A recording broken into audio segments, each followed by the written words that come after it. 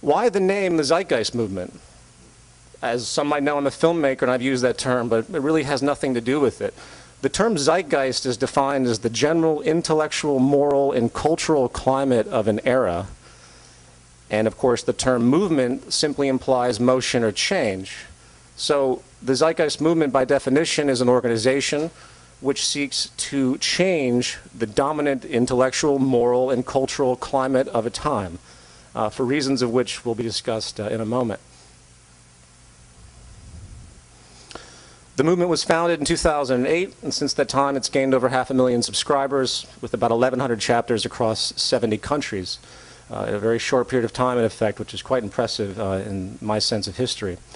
Originally, the movement was partnered with an organization called the Venus Project, and we're still very much in support of the work of Jacques Fresco, of course, absolutely. But this relationship has disbanded for a number of reasons, and the two organizations coexist with very similar pursuits. The Zeitgeist Movement chooses not to be grounded to a singular institution or figure or even data set. Rather, we're interested in developing an emergent train of thought and highlighting that train of thought for others to absorb and identify with and expand upon in the emergent nature of any type of intellectual development. The model of the movement is really nothing original. It's fundamentally based on the civil rights movement structures that have proven effective over time in different areas of the world. This includes the use of educational programs, events, of course, and eventually, as our phases unfold, mass, nonviolent protest actions. Now, Jason's going to be talking about the basic structure and activism of the movement later on, but I want to quickly throw out that the Zeitgeist Movement is really defined by its chapters. So everyone listening that's in a chapter or maybe isn't in a chapter, please understand that this is a chapter-based movement structure. We have project teams that emerge out of those chapters, and of course the actual projects and events themselves are just another attribute of that, of the communication process that we work on. Now, the structural goal, which isn't something that's brought up very often for those that follow the movement, is what you could call critical mass on a global scale. A mass strong enough to affect the operation of society by its collective efforts from a grassroots level. The Zeitgeist Movement isn't a political movement, nor, for many reasons I don't have time to explain, nor do we identify with the political structure and the way it unfolds. It is basically an elitist structure coming out of a long history of elitist mentalities, and it's been an illusion that this sort of democratic process that everyone throws around has actually served the majority of the population. Okay, now, why are we here then? I'm going to present a very generalized statement as the basic goal, and then work backwards to define the terms that comprise this.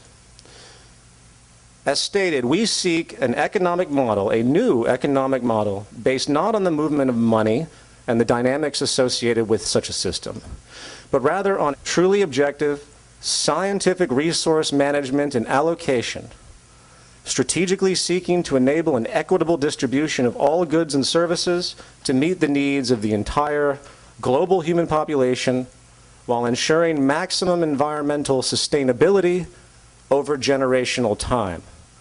Now, of course, that's a big mouthful. Let's break this down. What does this mean? Well, first we have the concept of an economic model. What is economics? The Greek root of the word basically means management of a household, also implying concepts of thrift or conservation, hence the term economize. So therefore, an economy is a method of organizing materials that seeks to reduce waste, hence increase efficiency in its process of providing for a population. Simple enough. So next we have our qualifier, where this economic model we speak of is, quote, not based on the movement of money and the dynamics associated. Why are we ruling out the monetary system? Well, because as radical as this may seem, the model cannot be logically considered a true economy by the definition we've just described. The inherent strategies associated with the monetary model actually reinforces the opposite of what a true economy is supposed to be, as we just defined. The notions of preservation, efficiency, sustainability, hence the need to economize, are actually the enemies, as I will point out, of our current model. We live, in fact, in an anti-economy. The first thing to understand is that the only thing that keeps you employed in our system is constant or cyclical consumption. The fuel of our world economy, if you will, is the interest to keep buying and consuming and buying and consuming. The more turnover, the greater our GDP and so-called economic growth we keep hearing people talk about as though it actually represents something tangible in an empirical sense. If, for example, a computer company decided to make strategically optimized products, Apple Computer, for example, they decided to create goods that would actually evolve. They would be designed to last, not to be replaced. Product development would be with the most durable design, scientifically evaluated, enabling structural updates to current equipment that's already in existence in the interest to extend the life and maximize preservation and efficiency, rather than the constant replacement of things.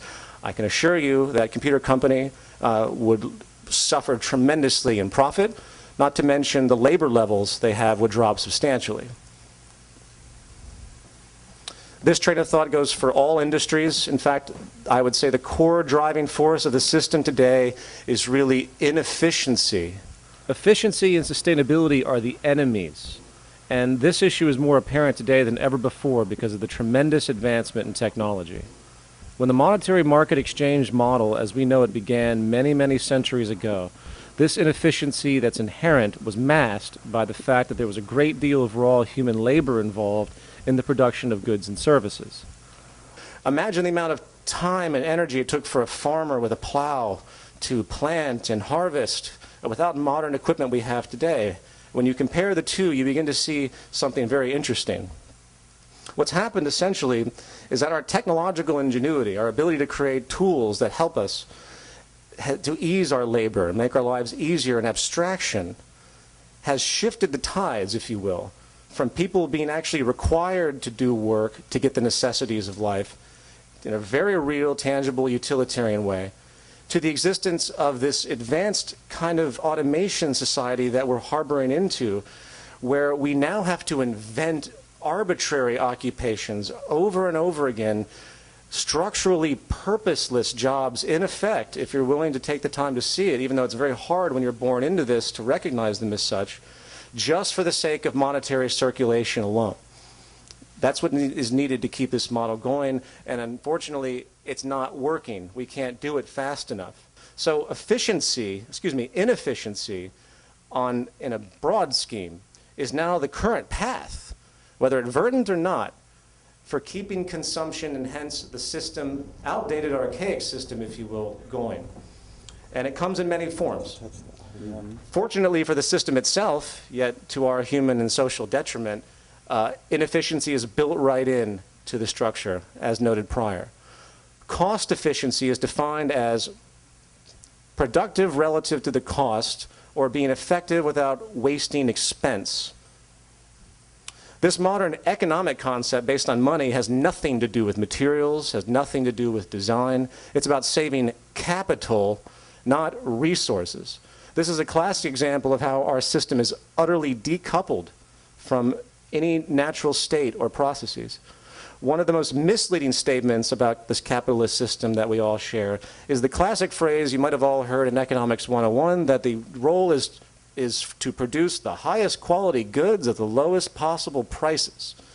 If you really think about that statement, it is an explicitly circular rationale based only on the observation of money and the intrinsic value of money, but yet completely decoupled and devoid of any physical reference or scientific integrity. It serves, in fact, to support the false idea that market competition is, in fact, a good thing. The result, in short, is the following. One, every item produced in our society is immediately inferior the moment it is created.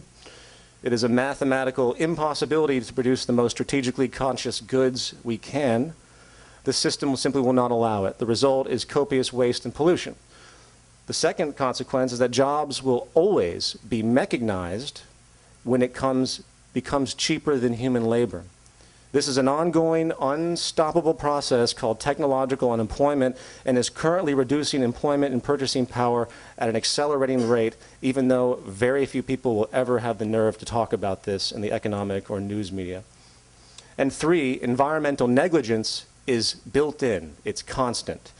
Not only are disposal methods not done correctly in a scientific appropriate way due to the need to cut costs, the cost efficiency mechanism, but there's also elusively a built-in indifference at the end of the day to the natural order and the preservation of the environment. Problems generate profit. Industry thrives on problems, and solutions, which are again a form of efficiency, is the enemy. So tangible physical efficiency is inverse to actual market economic efficiency, if you will. If you took all the money spent today producing bottled water on this planet, which I was just joking to someone earlier, I was like, God, we got to get rid of these bottled waters on stage. But you know, what do you do in this society? Especially you walk around, this is what people do. It becomes normality to be so inefficient. We just accept it because our lives are built, it's built into our structure. And it's hard for us to be conscious or even sometimes to even be active with the type of preservation methods that are required. But if you took all the money and spent on bottled water production on this planet for drinking and applied it to a massive public filtration system, desalinization, clean infrastructure channels, I suspect it would be paid for many times over. But pollution, as denoted prior, alluded to prior, is another form of inefficiency to be capitalized on. Pollution creates jobs and markets, just as any other form of efficiency, inefficiency does. Just as all of us having more cancer will improve the GDP of our country, because we have to be treated for it. And a final form of inefficiency that I'm just going to throw in there is the creation of false needs for the populace. This is done through advertising and marketing. If you can convince a person that a $5,000 handbag has more use than a $10 one, even though there's absolutely no real utilitarian difference between the two, just because of relative status notions, you've created a new level of emotional and status inefficiency to exploit. And false needs to be filled to conform to the culture, and this is a very rampant thing, and you see this epidemic everywhere. The movement of money through the mechanism of systematic and intrinsic efficiency cannot be called an economy, therefore not valid as a working methodology. So coming back to our statement, what would define a true economy? This leads us to the next point, and where it says, excuse me, for the economic model we speak of, needs to be based on truly objective scientific resource management and allocation. Now, what does that mean? Throughout the course of human history, we as a species have taken on many, many worldviews, from superstitious notions of demons as the cause of illness to countless controlling gods that rule our lives. Humans have been seeking since antiquity to understand the causality of their lives. Fortunately, after much turmoil, we've been guided by evolution to discover something truly useful, and it's only been within the past couple thousand years that this has emerged. And this tool has stood the test of time, providing us with continual confirmation of its effectiveness, and we see it all around us. And that's scientific causality. If we recognize science as a tool and process, a verified method of viewing the world and acting upon evidence rather than faith or blind assumptions, we see that a true economy can only exist if organized and orchestrated within the confines of scientific discipline. For instance, science has shown us that we live, yes, on a finite planet with finite resources. We understand the Earth is a single biosphere system, literally symbiotically balanced in a natural order. Truly one system, and hence, well, should be respected as such.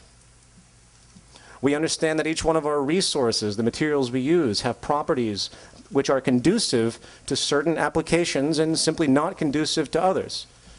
Just as we have the law of gravity, which we use to calculate, making airplanes fly, the natural laws that govern human life and good health on this planet must be observed, and when observed and identified, obviously must be respected. Nature really just doesn't care what any of us actually think or believe or have faith in, and we can either listen and align with what we learn, or we invariably suffer the consequences. As simple as that notion may seem, the great majority of people on this planet refuse to acknowledge this. Out of this comes a new yet obvious train of thought. First, inefficiency is unacceptable on a finite planet. We need to calculate industry. We need to calculate society, if you will. The free market is, in fact, a haphazard and dangerous anarchy, and the grace period of our irresponsibility is coming to an end. We either unify and get strategic in our management of the Earth's resources, or we face immense hardships. We need a global resource management system to account for dynamic equilibrium and keep balance. We need to account for what we have. We also need to apply science in how we actually create our goods. Imagine that. Strategically making them as efficient as possible, meaning that they are made to last, not break down, made with the expectation for updating, not replacement. These are very simple, obvious, fundamental truths. We also need to use the most efficient methods for producing those goods, and in this case, deliberate mechanization. Technological unemployment, and I've talked about this at length, and I'm not going to go into too much detail here, but it is now inverse to productivity in most sectors. In other words, more people are displaced, the more mechanization comes in, the greater the productivity. That's an amazing change in the paradigm as far as the way we've been operating for thousands of years. This means, in fact, it is negligent, literally irresponsible for us not to mechanize on every relevant level if we wish to be, again, truly efficient and respect the nature and habitat that we live in. And this brings me to the next concept of our goal statement. Quote, strategically seeking to enable an equitable distribution of all goods and services to meet the needs of the entire global human population. There's plenty of food to go around on this planet, stated many times over, even by institutions you'd be surprised that would state such a thing. Yet over 1 billion people are starving. Every 5 seconds a person dies from starvation on this planet. But hey, what does that have to do with me, you know? Well, if it has everything to do with you, for in the end, there's nowhere to hide. Our safety and security can only be as good as the safety and security of the world we inhabit. And the more deprivation that occurs, the more resentment, anger, and inevitable destabilization that will follow. It's not an altruistic notion to help others in this type of perception. It is, in fact, a socially unsustainable practice not to. In fact, personally, I don't even really believe that human altruism exists in the poetic context that many speak of. Rather, I think that deep down people know when they behave in seemingly selfless ways that they are actually personally at risk at one level or another if they do not act in those ways. Our self-interest can only maintain integrity if our societal reality is actually stable. The cliche staple of the modern market capitalist theory, you know, live for yourself only, you do only things for you, and somehow magically by the invisible hand it will work out for society. This is an incorrect, provably so, truncated and utterly false concept. Self-integrity can only be maintained if the habitat you live in and your society you inhabit, the world itself maintains an equally high level of integrity. And that's one of those radical notions that, as obvious as it is, will still be derogatorily associated, and oh, you can just be a communist, or even Martin Luther King Jr. Was called a communist when he was attempting to bridge the difference between the blacks and the whites. He was a communist, apparently, to try and create that. And the exact same propaganda and inhibited mindset is exactly what stops us from trying to make an economic unity on a tangible level in society today. So anytime people throw out the communist stuff, you have a tool to use. The majority of wars on this planet have always been about resource and territorial control. Most acts of so-called crime are related to money and property. We must level the playing field. Meeting the needs of the human population is the first step. Notice I didn't say wants. Wants are a contrivance. Wants are a different subject altogether. People need their needs met, and there's a lot that can be said about that, which I'm not going to delve into at this time. We know we can provide the basic necessities of life for everyone on this planet. It's a scientific reality because of our advanced technological methods. This is one of the genius notions put forward by, again, Jacques Fresco that really should be understood, and everyone needs to understand this. We need to simply devise a system to do so and get it done, in accord, of course, with the most scientifically efficient and responsible methods we understand, hence the nature of a true economy. And finally, we have, quote, while ensuring maximum environmental sustainability over generational time. This simply goes back to what the definition of an economy requires. We have the kind of specter of recycling initiatives and so-called green industries.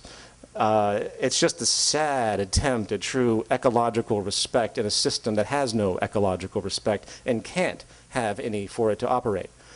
A true economy doesn't have a notion of a green practice. These are the fact that we even have such an idea, the fact that we even comment on or see, ooh, how this gets sustainable.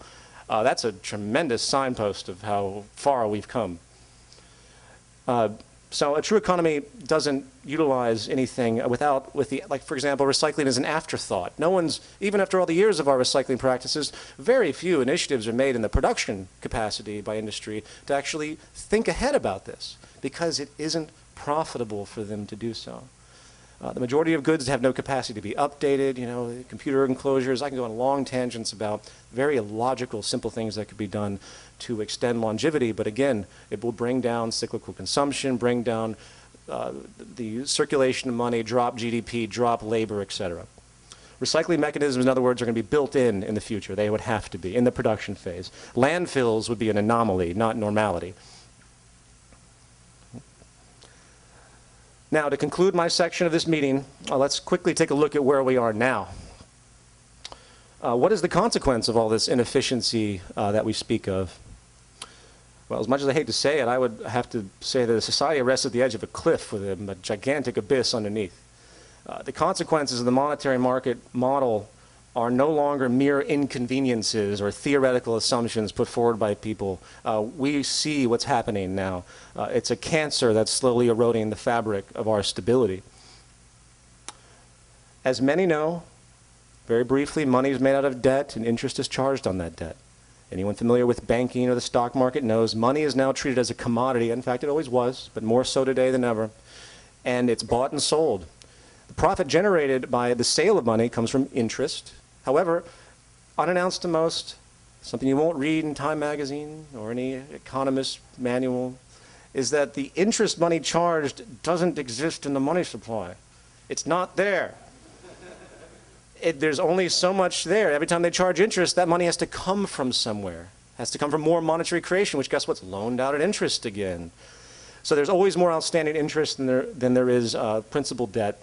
If anyone's confused why we have skyrocket debt defaults across the world, personal, corporate, sovereign, well, this is fundamentally the reason. It's not the sole reason. It's capitulated by other things that are happening in derivatives markets, but it's an inevitability. The global market is one gigantic pyramid scheme. And one way or another, it's going to come crashing down if it's not literally stopped in its tracks, which is something, frankly, I advocate, as difficult as that may seem. However, we're not only faced with ongoing systemic global debt defaults, we're also faced with a coming labor collapse or growing labor collapse across the world due to, again, technological unemployment, largely ignored by economists who choose to see basically what they prefer to see, as best I can tell. The invention and application of technology is what has caused every major shift of human labor throughout history. Given the exponential literally rise in our development in automation and computer technology, artificial intelligence, I'm sorry to say, well actually I'm very happy to say, is that humans really don't stand a chance to compete with what we've created. We can't personally evolve as fast as our technological ingenuity is. And the effectiveness and application over time is just powerful. And either a shift happens or we just continue this constant grind down of destabilization through global unemployment. And the final component, briefly worth mentioning, is our energy collapse. Peak oil is very real, and it is essentially here, And the problem, oddly, is not really the, quote, running out of oil. It's the market psychology of what's going to happen when the public finally awakens to this very real reality. The psychology of this scarcity, when it finally hits, is going to cause a unique form of panic. And the combination of these three factors are on pace to causing a severe integrity problem, to put it mildly. Each one of them are problematic on their own, but the fact is they feed into each other. The more unemployment occurs, the less likely governments are going to be able to gain taxation support, not to mention the less money in the economy itself, circulated as purchasing power, inhibiting consumption and hence economic growth, triggering more personal, corporate, government defaults. The more energy prices rise, which is inevitable in a hydrocarbon economy we have, the less accessible it is to gain, obviously, and that creates an even more stifling economic effect on circulation, since oil, among many other things, is the sole driver of transportation, but not to mention so many other facets that I don't have time to go into. You know, all it takes in the West Coast is for one big trucking company to get fed up with their oil prices and want more money from their going bankrupt company to go on strike and then see a stifling of incredible amounts of materials, and then systemic turmoil, systemic panic. You don't have to think very far to see how it just takes a few little dominoes to fall. We're in a very fragile state at this point in time, and I hope people understand that.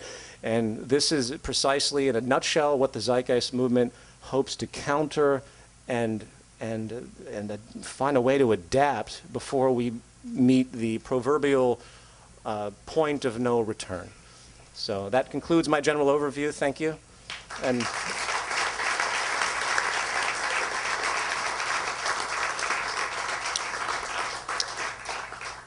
now we're going to bring up Jen. Yes, Jen Wilding, our U.S. State Coordinator.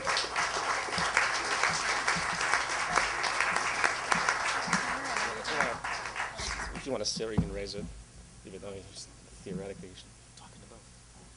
Hi. Thanks for coming out. I'm so happy to see so much interest in an event like this. We're hoping to do them regularly. So, the movement. Oh, good, you have it up. The Zeitgeist movement is comprised of pretty much two components. There is the portion that Peter was going into, pretty much the body of ideas, the train of thought, the idea that the earth should be declared the common heritage to all of the earth's people, and using the scientific method and technological innovations in the service of social concern and for human betterment. I'm all for that, which is why I'm here. I hope you are too. So that's one piece of the meat of the movement, and the other piece are the people that are comprised in the structure of activists. And basically, right now, the movement is geared toward awareness activism, helping people to learn about these ideas, to understand the problems, and to bring them along to talk about the solutions that, to me, seem to be the way to go. And so what you're doing here, what we're doing here is all part of what's considered what the movement does. And the movement has a structure, and we have a holographic structure, which is basically we're all tapping into a lot of the same material that talks about the ideas. We use Peter's films as tools. We have a lot of tools that are created by activists involved in the movement that are shared. And we basically are creating a structure that is replicating itself to spread awareness about these ideas. So we have pretty much a two-way flow of information. We have things that we are doing here, presentations that are going to be used by other chapters and other teams in their activism. Oh, come on in. And we also have materials that are created by activists that end up getting adopted by the other pieces of the structure. And there's a beautiful way that the information is flowing in both directions, in that we have activism that happens on a local level that, when it's really successful and people are excited about it, gets picked up and adopted on a global level. And resources are shared to make that happen. There are right now approximately 1,100 chapters across 7 countries. And so we're coming up on about 3 years, I would say. 70 countries. Did I say? Oh, 70. Did I say 7 countries? 70 countries. That's a big difference. She's reading it, so she was caught up. She's ahead of me. You could even come up here and finish this. 70 countries, which is pretty impressive. And we're going to hear some more talk about how exciting that is when we actually do global events and the part that that plays when Shar is telling us about our screening events coming up. And basically, the components of the structure are in teams. We have global teams and we have regional teams. And the global teams are where people can utilize their talents, whatever various talents they have, to plug in and help us with awareness activism. And the teams are the linguistics team, and they do translations into all sorts of different languages. So the information that is created is translated and used in 70 countries. And also they do proofreading. We have people that just go through and proofread a lot of the things before they're going out, and especially when you're doing translations, proofreading is important. We have a developers team, and that's development in the sense of mostly website development right now. And they're working on web and communication platforms. And we have a news and public relations team. We have that team that does a newsletter that was bi-monthly for a while, and I don't know when. I think we're getting ready to release a new one coming up. We also have a technology team, and one of the things that they're known for is the creation of a website called zeitnews.org, which is a good place to go if you're looking for information on how technology is coming up with so many different breakthroughs that could be used in a global resource-based economy. For those people who are just thinking, no, I don't really think we could really do that. It's not quite feasible. There are things that could blow you away that you can uncover on this website of developments that we have now, even in the monetary system, that just need to be used in a global sense and for the benefit of basic human needs. And we have a media project team, and they have a website, zeitgeistmediaproject.com, and that's where a lot of people who create artistic materials or flyers and brochures and even do videos, they can upload them to the Zeitgeist Media Project website, and they can be picked up for use all over the world. And that's really exciting. So something that you might create could be used by people all over to help further the education of new people to these ideas. Then we have regional teams, which are basically the chapters team.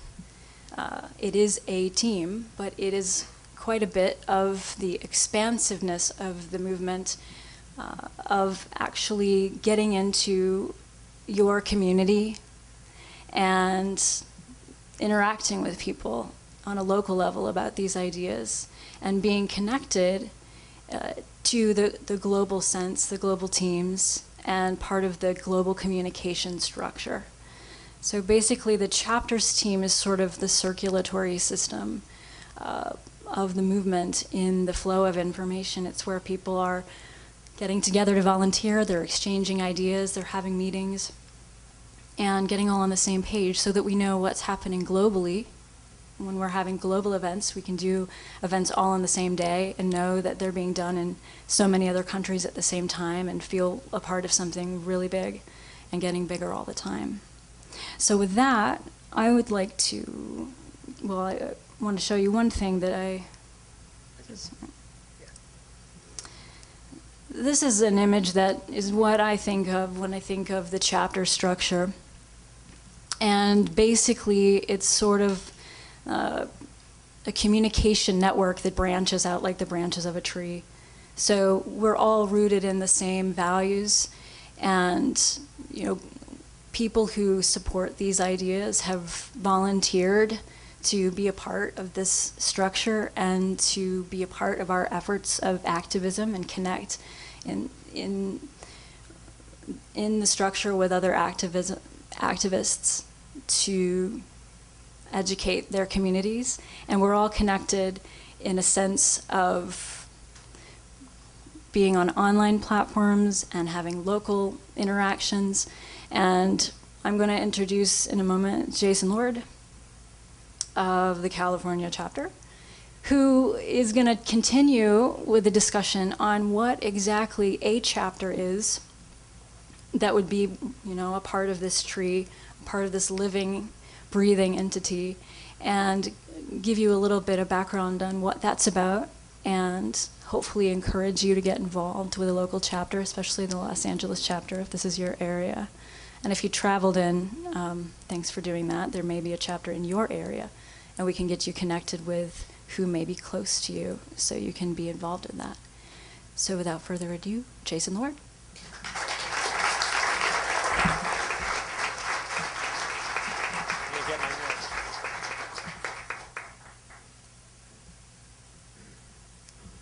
I guess we're all sitting this evening. I need notes, so I wrote it down. I don't know if she remembered to introduce herself. That was Jennifer Wilding. She's the coordinator for the United States for the Zeitgeist Movement. She helps pull this all together on a national level. So just want to make sure people had a reference to who was just speaking to you. Hi, my name is Jason. I volunteer to coordinate the movement at what we refer to as the state level. So I'm the state coordinator, and there's multiples of me all over the place. If you travel across the country, more than likely there's a movement, what we call chapter, in that area. So I just wanted to give people a sense of how we're organized and how this all comes together. So I'm just going to dive right into some notes I wrote down quickly. We use the term official chapters, and there's a reason for that.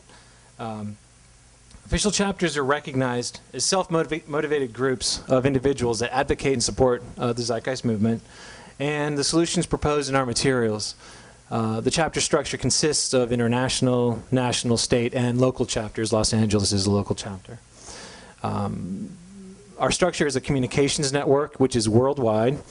Each new chapter that pops up in a specific region gives people in that place, in that area, a place to go to engage in these ideas.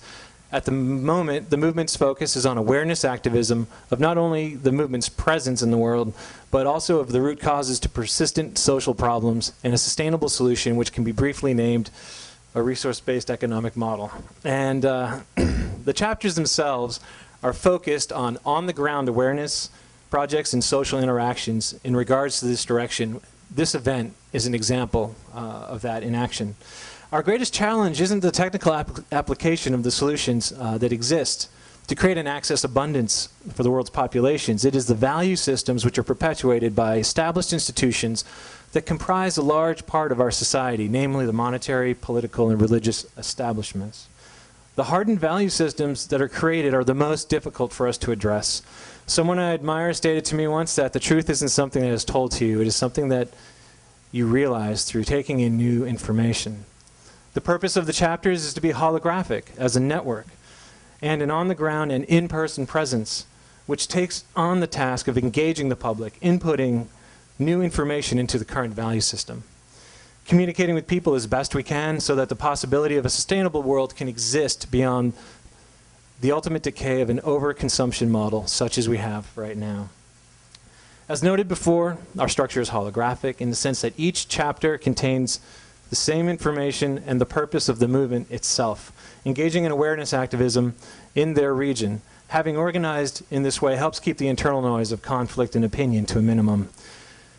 So we have chapters which are comprised of volunteers, we're all volunteers, who desire to forward the movement's direction, project and events that are accomplished by members that show merit to the movement itself, and success in the communication of these ideas to new people tend to get picked up by other chapters as we go around the world. Feedback's given, usefulness becomes self-evident, and ultimately they're brought to the attention of the global and national coordinators, and then the whole feedback loop, the communication's flowing both ways, so we all stay in touch and move together. I introduced myself as the California coordinator, and the term coordinator is a descriptive title of what actions one is doing within the movement's chapter structure. Coordinators as well as all TZM members, again, we're all volunteers. Our time and efforts are purposed by the necessity of transitioning out of the current monetary market paradigm into a sustainable resource-based model. Our meetings consist mainly for planning for activism events, for feedback, for a completed project, as well as being a communications portal for the movement-wide efforts that are happening around the world. We've done some global events, which you're going to hear about in a second from Charlene. We learn effectiveness of our activism by experience. Our work, and we work with the resources available within our chapter, regardless of its size. Everyone goes through a growing process. We started out with a couple of people in a coffee shop. Then we started out with then we moved to 4 people in someone's house. And then, you know, our first global event, I had people come over to my house to watch Zeitgeist Addendum. And now it's blossomed into a group of about 400 people that are interested in this movement, in the direction that we advocate. And now these events can be a little bit larger and reach out to more people at one time. And there's an efficiency in doing that. Just to note, on a fun note, social aspects are certainly part of what we do. This is a social movement, but our focus is on engaging social values via public awareness campaigns, which is in a way a race against time in regards to the mounting biosocial pressures forming in the human experience that we call civilization. And you could see some of those that Peter addressed at the end of his lecture with debt collapse, energy collapse, and the like. These pressures can show up, I had made some notes for this too, as physical, which would be a resource depletion example. They could be abstract pressures like monetary inflation. They could be physiological pressures such as stress on individuals, environmental pressures, which is ecological degradation. You know, we're polluting the environment at a enormously fast rate. And of course, this also shows up as the ultimate human failing, which is warfare with other nations. These pressures, along with many other, can be referenced in a recently published book from the UK called The Spirit Level, and I can let anyone know how to find that afterwards. We use the designation as an official chapter. There's a reason for that, which again, the event you're at now has been put on by what we acknowledge is Los Angeles' official chapter, official group. Just to note, it's not necessary to really maintain this status. There are a lot of people that get into this that don't have the time, don't have, don't think that it's really, they have other causes they wish to address. They may want to fight something single focused like pollution in the oceans or the homeless specifically as a single focus. While these things may tie into what we advocate as the Zeitgeist movement, they are not what we are about on the whole, because we're trying to address the social issues on a global scale. And finally, to wrap things up, I think that's it for me, actually. I just wanted to lay that out so people had a understanding of how we organize, what a chapter is, and what we're doing. So again, this event, example of the Los Angeles chapter in action, so thanks for coming. And I think we're going to move on to having Eva and Brandon, who are the coordinators for the Los Angeles chapter. They get all these terms and names in place. There's a structure here. So people, they are involved in the in-person, in-face, on-the-ground engaging of the public, of people like yourselves, and trying to get this information out there in as fast a time as possible. So I'd like to introduce them.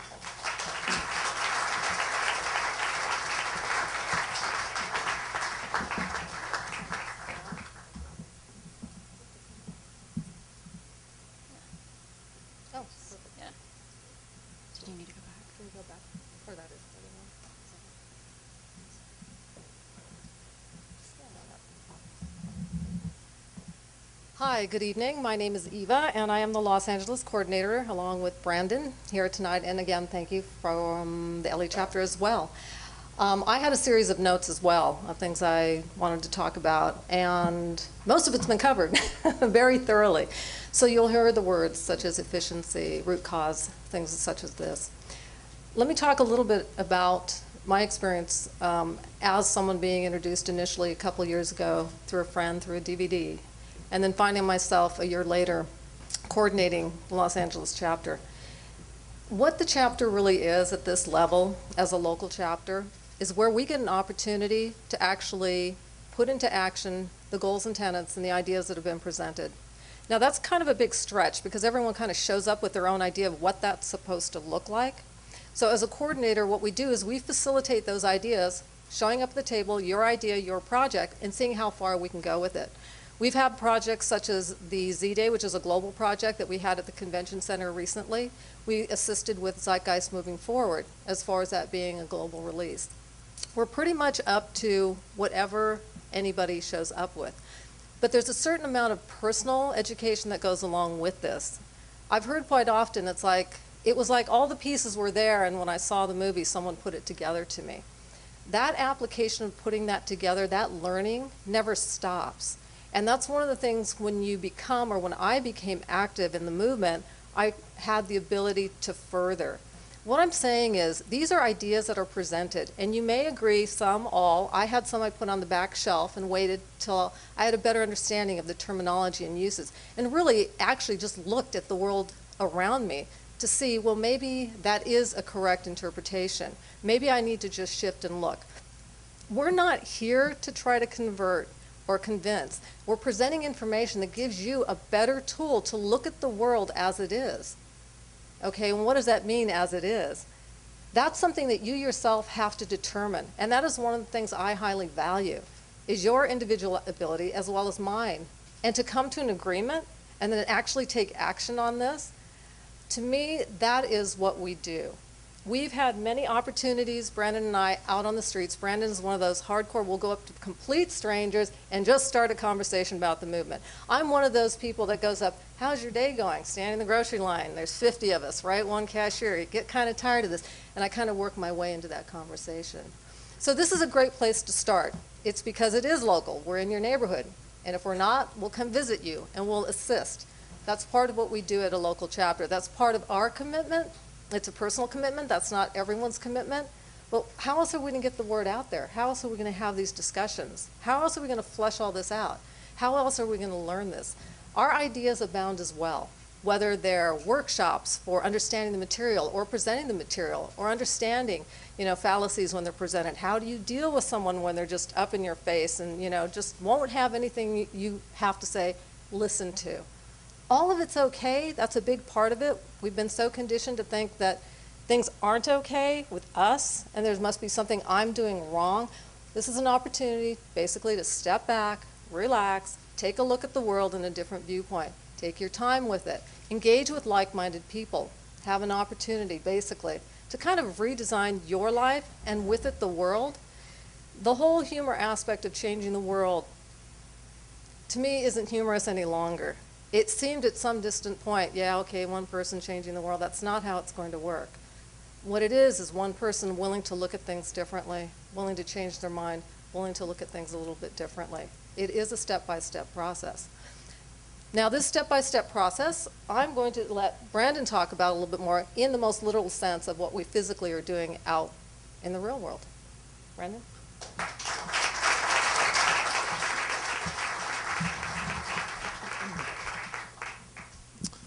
Hey everyone, good evening. My name is Brandon Christie.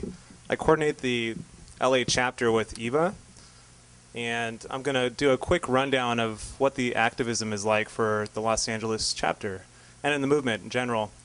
The activism, our main purpose with the activism is to, engage the public and the ideas, the concepts that Peter laid out and, Jason and Jen.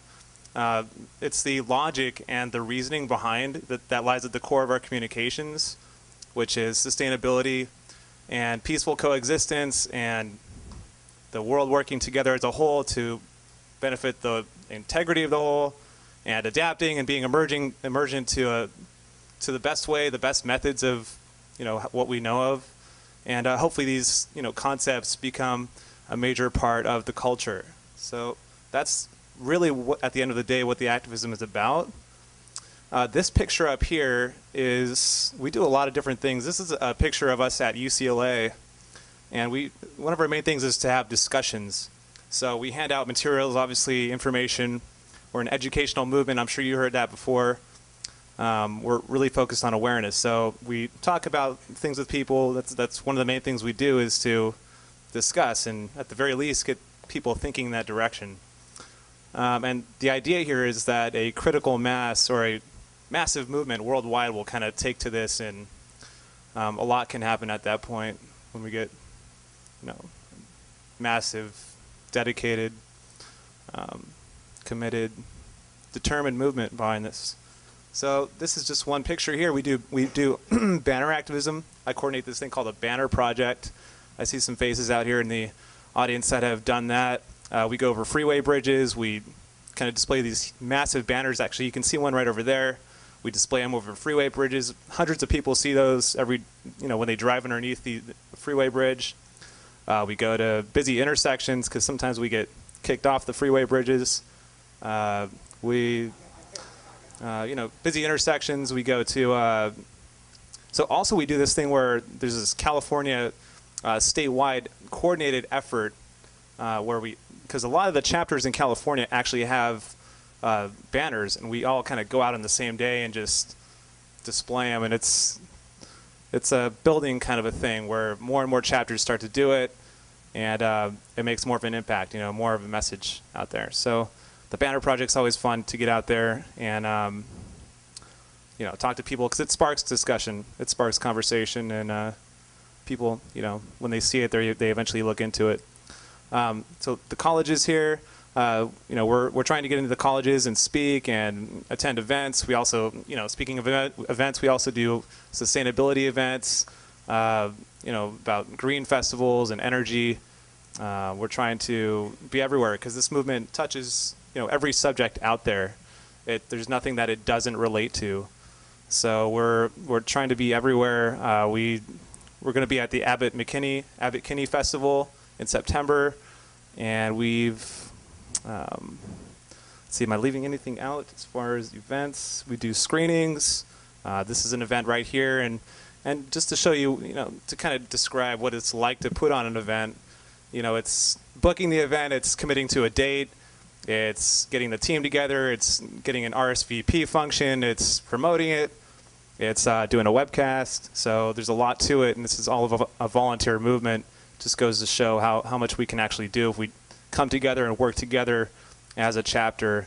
Individual efforts are always fine, are always great.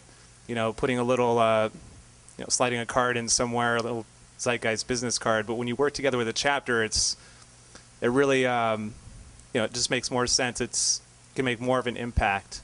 And I encourage everybody to get involved in the Los Angeles chapter and work with us to create a massive movement throughout Los Angeles. And people out in the world that are tuning in right now on the webcast, I encourage you to join a chapter, and let's create a massive movement. So thank you.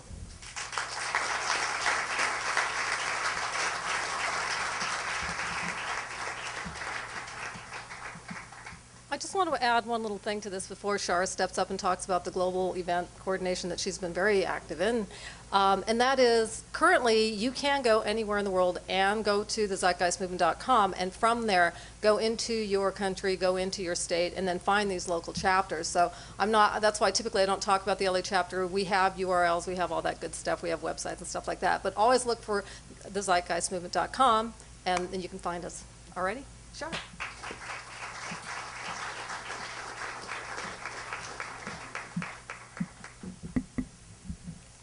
Hi, welcome everyone, and happy first day of summer. And for our global audience, happy winter solstice. Yay. Thanks. So you've just heard about the Zeitgeist movement, the history, the definition, the chapter structure.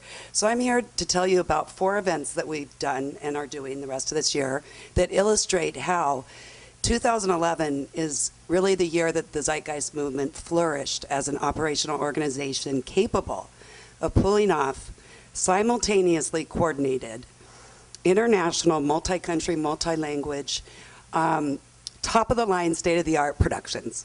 Woo! Good. No small feat when it's an all-volunteer. It's, as Jacques says, the best that money can't buy.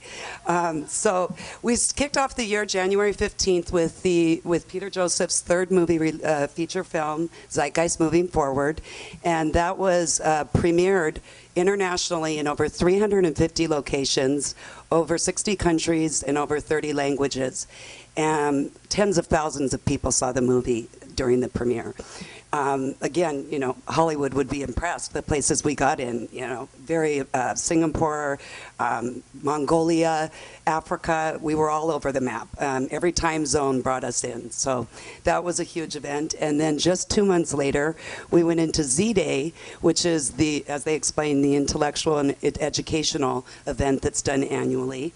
And that was over 300 events worldwide, multi-language, multi-country. And then just a few months later, we're kicking off with you all tonight, the monthly global town hall meetings. So thank you for being a part of our kickoff tonight.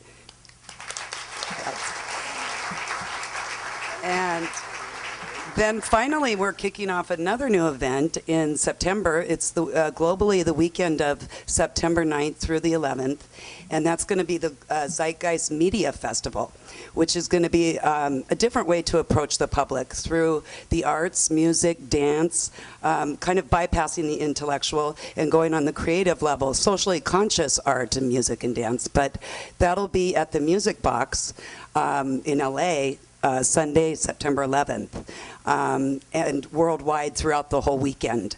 And you can find out information about the bands and performers on zeitgeistmediafestival.org. Yeah. So basically, I just want to say that I am very honored and privileged to be a part of helping coordinate these global events, to see the movement be able to pull off these kind of productions worldwide is astonishing, because I've worked in other productions, the entertainment business, and there's something about the passion of volunteers doing it that, I mean, these translators alone, they turned around hundreds of pages, I think, of text from the movie in record time over the holidays, like 2 weeks. So it's really impressive to see that, and everyone feels so fulfilled from doing that. I just want to end with saying two things that I saw, bumper sticker wisdom, but could tie into prompting you for questions tonight. Because really what we want is you to ask questions to understand that there's alternatives. Because usually when you tell people there's a way outside of money, they say, oh no, you know, we can't live that way. We're not going to go back to trading chickens and cows and stuff, but that's not what we're talking about. So please feel prompted to ask, but just two short things. One is these are quotes that I actually heard on Facebook, which is like the new bumper sticker wisdom, if you have socially conscious Facebook friends, but is humans are the only species that pay to live on Earth. And secondly, that without money, we'd all be rich. So just to get you started thinking on these concepts, right? Yeah. So without any further ado, we'll bring up the panel and get started, get you guys energized. Summer Perry, can you come up, sweetie? She is going to be a roving moderator with a wireless mic. So just raise your hand and she'll go up to you, and please feel free to ask any questions. That's why we're really here. And please stay tuned for the announcement on next month's monthly town hall. We're hoping each month to increase it, so we may get to larger and larger spaces. So, and most of them, unless we have a special guest or something, will be mostly just interactive with the public. So thank you so much for being here.